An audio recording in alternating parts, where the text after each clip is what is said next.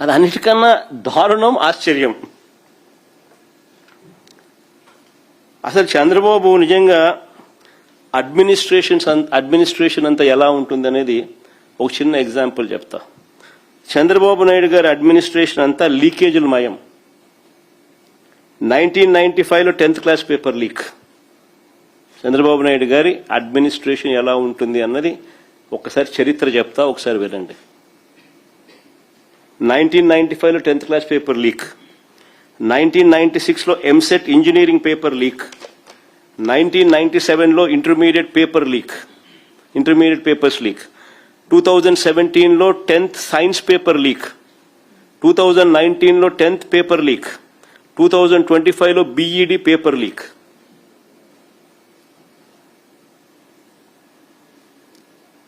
Two 2025లో 10th maths paper leak. ఇప్పుడు DSC టీచర్ల రిక్రూట్మెంట్ లీక్. ఇది చంద్రబాబు నాయుడు హిస్టరీ. ఏదైనా కూడా డబ్బులు చేసుకోవడం ఎలా లీక్ చేయాలి, ఎలా డబ్బులు చేసుకోవాలి, దిస్ ఇస్ హిస్టరీ. ఇవన్నీ కూడా ఏదైతే నేను అడిగానో, చూపించానో, ఇలాంటివన్నీ కూడా ఎత్తి చూపితే చంద్రబాబు నాయుడు గారికి మాత్రం నరాలు తెగిపోయేంత బీపీ, బ్లడ్ ప్రెషర్ ఎంత ఎక్కువ వస్తుందనంటే ఒక్కోసారి నాకే భయం వేస్తుంది, నేను పోతాడేమో అని చెప్పి. ఎప్పుడైనా పొరపాటున నిద్రపోయేటప్పుడు ఎవడన్నా అటు కొట్టి మావిగన్ అని చెప్పి ఓడని అన్నాడు అనుకో, టకా అని చెప్పి మనిషి ఏమవుతాడో ఏమో అని చెప్పి ఒక్కోసారి భయం వేస్తుంది. నరాలు తెగిపోయేంత బీపీ. అందుకే ప్రశ్నించిన ఏ ఒక్కరిని కేసులు, అరెస్టులు, ఎవరైనా మీరు ప్రశ్నించండి, ఎక్కడైనా కానీ ప్రశ్నిస్తే చాలు కేసులు, అరెస్టులు, భయపెట్టడం. ఇది రొటీన్ చంద్రబాబు నాయుడు గారి పాలనలో. ఇవన్నీ కూడా మనం చూస్తూ ఉన్నాం.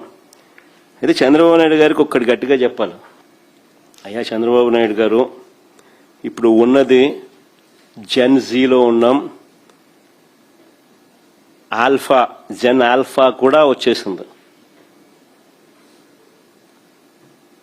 నువ్వు గన ఈ మాదిరిగా తప్పు చేసినాక ఈ మాదిరిగా ఇబ్బందులు పెట్టే కార్యక్రమాలు ఒప్పుకోకుండా ఇబ్బందులు పెట్టే కార్యక్రమాలు చేస్తే కాక్రోచెస్ లేస్తాయి. గుర్తుపెట్టుకో చంద్రబాబు అని చెప్తా ఉన్నా.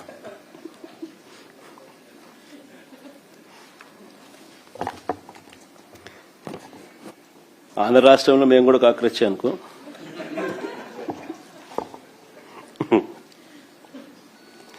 ఇన్ని ఆధారాలు ఉన్నాయి కాబట్టి సిబిఐ దర్యాప్తును అడుగుతా ఉన్నాం. ఇన్ని పక్క ఆధారాలు, సాక్ష్య ఆధారాలు సహా ఉన్నాయి కాబట్టి సిబిఐ దర్యాప్తును అడుగుతా ఉన్నాం. లోతుగా వెళ్తే మరిన్ని విషయాలు కూడా బయటకు వస్తాయి.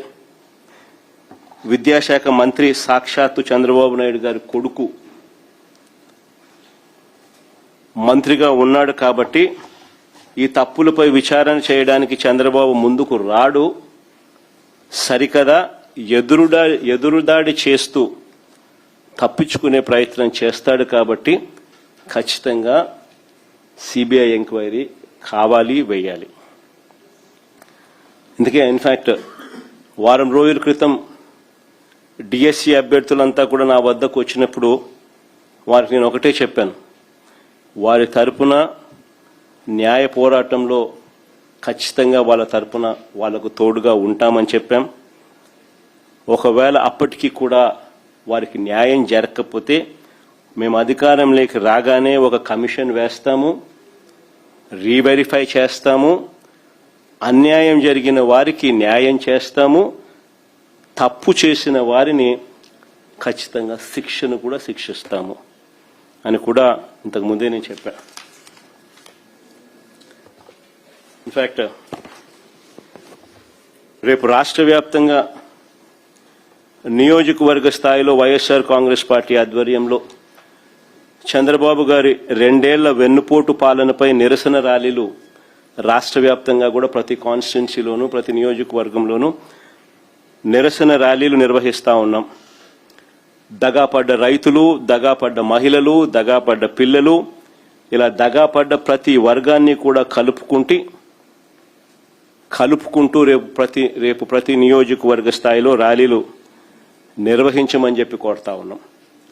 ఇందులోనే డిఎస్సి ప్రస్తావన కూడా జరిగిన నష్టాన్ని కూడా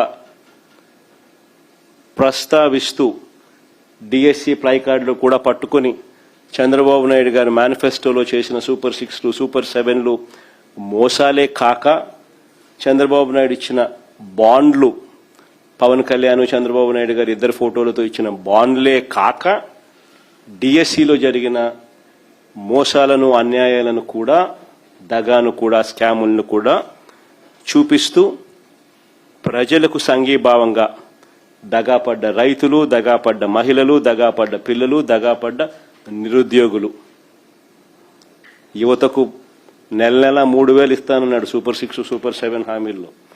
నెల 3,000 గత దేవుడు ఎరుగు.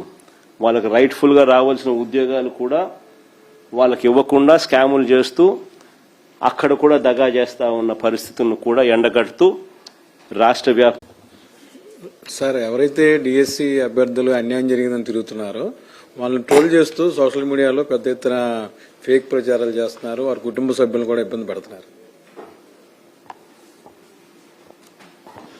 ఇప్పుడు నేను చెప్పినటివన్నీ కూడా, చూపినటివన్నీ కూడా ఎవరిని వ్యక్తిగతంగా విమర్శించాలనో లేకపోతే ఎవరికో ఏదో ఎత్తి చూపించాలనో కాదు. ప్రతి విషయంలోనూ కూడా ఆధారాలతో సహా with facts and figures explain చేయడం అనేది జరుగుతూ ఉంది. ఈ ఫ్యాక్ట్స్ అండ్ ఫిగర్స్లో ఇంత క్రిస్టల్ క్లియర్గా కనిపిస్తూ ఉన్నప్పుడు సమాధానాలు చెప్పాల్సిన చోట సమాధానం చెప్పకపోగా ఎదురుదాడి చేస్తూ తప్పు జరగనట్టుగా అబద్ధాన్ని కప్పిపుచ్చుకునే కార్యక్రమం చేస్తే అది ఏ రోజుకైనా కానీ దేవుడు హర్షించడు, ప్రజలు హర్షించరు. ఖచ్చితంగా మొట్టికాయలు చంద్రబాబు నాయుడు గారి ఖచ్చితంగా రాబోయే రోజుల్లో దేవుడు, ప్రజలు ఖచ్చితంగా వేస్తారు. CM Chandrababu Naidu says this DSC has been most like transparent way they have conducted this exam. So what do you say on it? In fact, I'll just give a little briefing in English as well, so that because the issue is of national importance, the issue has a bearing on the plight of lakhs of people who have written this exam in the state of Andhra Pradesh. So I'll just give a background of this in English as well. See, the first thing is, as I had pointed out, there are approximately 5-6 points here that are relevant. I'll just spot out the highlights of these 5 or 6 important points so that you also understand how it has been conducted. See, the DSC question papers are to be prepared by SCERT, the State Council of Educational Research and Training, while the conduct of the examination is the responsibility of the DSC. DSC convener conducts the exam while the question papers are prepared by SCERT. This is the norm. Whereas here in this particular case, Chandrababu Naidu ensured that both the responsibilities are given to one person. That is the director of SCERT alone. This is the beginning of the entire scam. Then another aspect